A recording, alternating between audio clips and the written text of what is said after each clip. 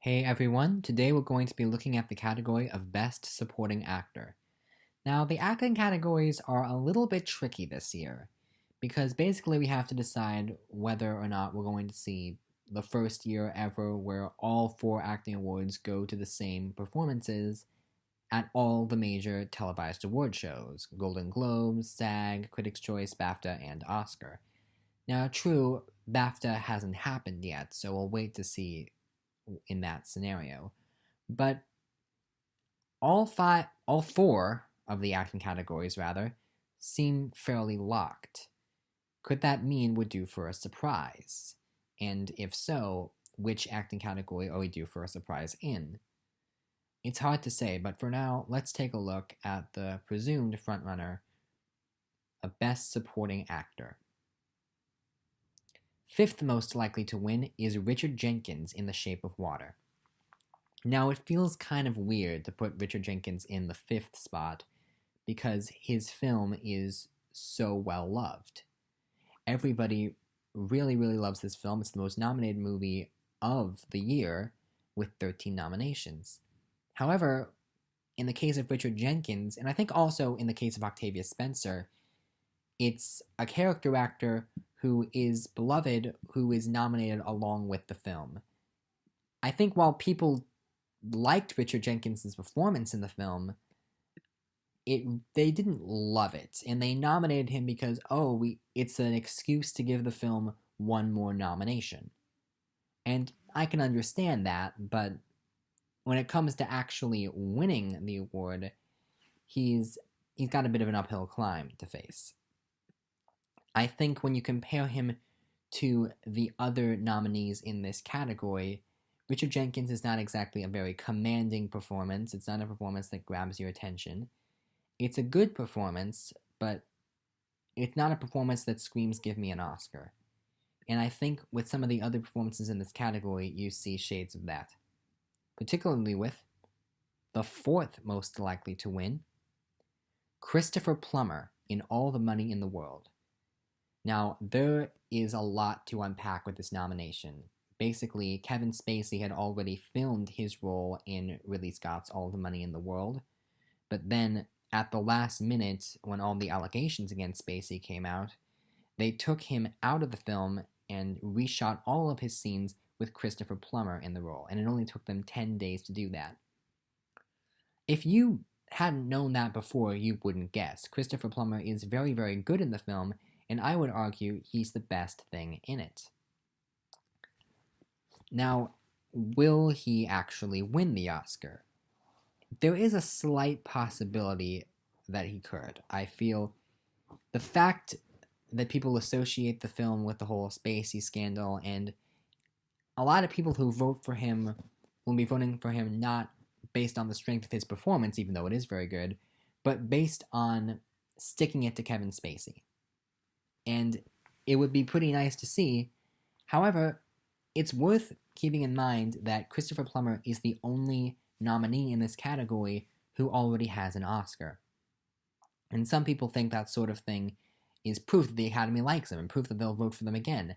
However, once you already have an Oscar, it becomes a little bit harder to win again, because they go, well, you already have a shiny gold trophy, let's give our shiny gold trophy to someone who doesn't have one.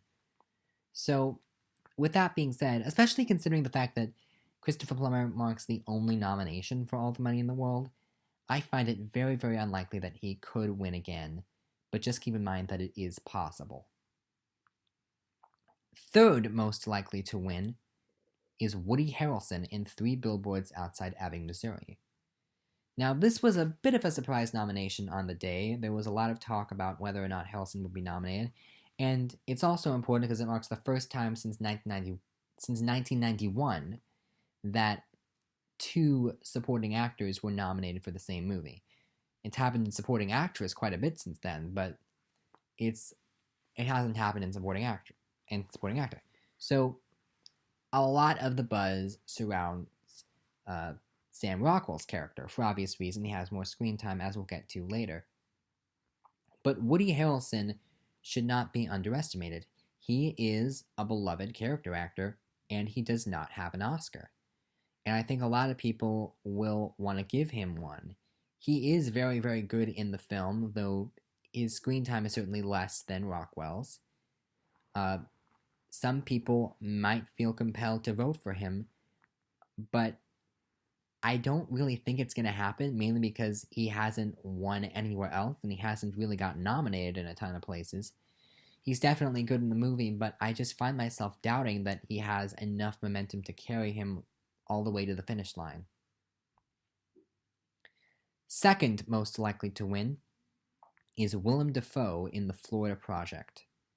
Now, this is an interesting case because before the Golden Globes, Willem Dafoe looked like a lock to win the Oscar. He was taking all of the early critics' prizes. He was taking everything, and everyone was saying, this is his year. Willem Dafoe has been in the industry for a very long time. He does not yet have an Oscar. This is going to be the year he finally wins an Academy Award. And then Sam Rockwell won the Globe, and then he won SAG and BFCA. Once Sam Rockwell started winning anything, Willem Dafoe was just left in the dust, and especially once the film came out, and Willem Dafoe represented the only nomination for The Florida Project. Having seen the film myself, I do think Willem Dafoe is very good in it, but the problem is, one, he gives the third best performance in the film. I think Brooklyn Prince and Bria Venate are very, very good in their respective roles, and Best Actress and Best Supporting Actress, and should have been in the conversation. Maybe a little bit more. I don't know, they kind of were. But The Florida Project is a very, very good film, and I like Willem Dafoe in it. His performance is very quiet and very subdued. He doesn't really get like a big Oscar scene. It's a good performance, but it's a very quiet performance. And I think he will still get votes, because a lot of people really want him to have an Oscar. But I just can't imagine he's going to win.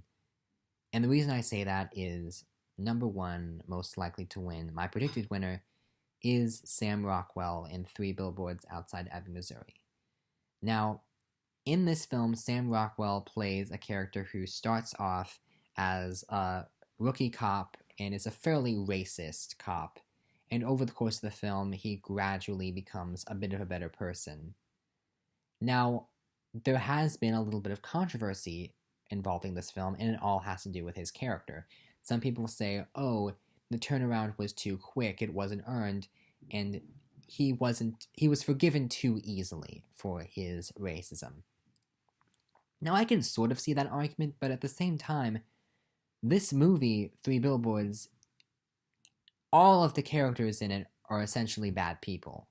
That's part of the point, that we're in a world filled with so much terrible, terrible stuff, and all we can do is fight for what we believe in, and maybe try and keep a little hope alive, and best case scenario, try to help each other out. It's a really great film. Now, Sam Rockwell's character, I think people need to separate the performance from the character. And if anything, the fact that people can't separate the performance from the character is all the more reason why they should vote for him. Nobody said, well, I don't want to vote for Anthony Hopkins' Silence of the Lambs because I don't want to vote for a serial killer / cannibal. It's like, no, we know that's just who he's playing. Don't hate the way the performance is written, and if you hate the way the performance is written, then don't vote for it in the screenplay. We'll see what happens in that category. But Sam Rockwell has won everything, and he's a major part of his film, and it looks like 3 Billboards is going to win something. We don't know if it's going to win screenplay. Actress is looking likely, but Sally Hawkins and Saoirse Ronan are just waiting in the wings looking to take that. I think Sam Rockwell is going to win Best Supporting Actor.